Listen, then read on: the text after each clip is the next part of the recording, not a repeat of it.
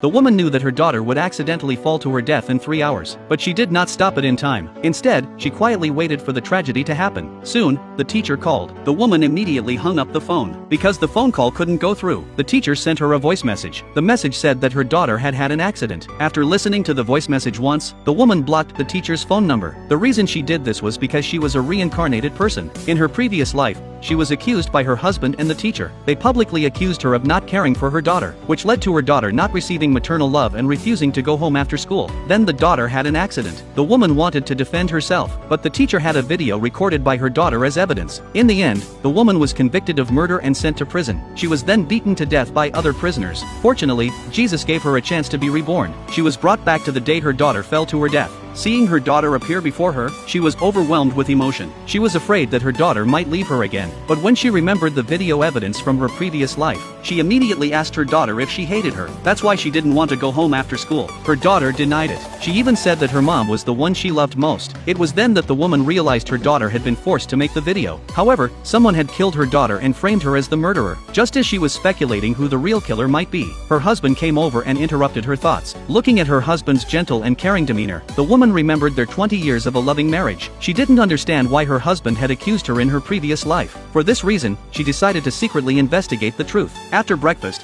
her husband was going to take their daughter to school.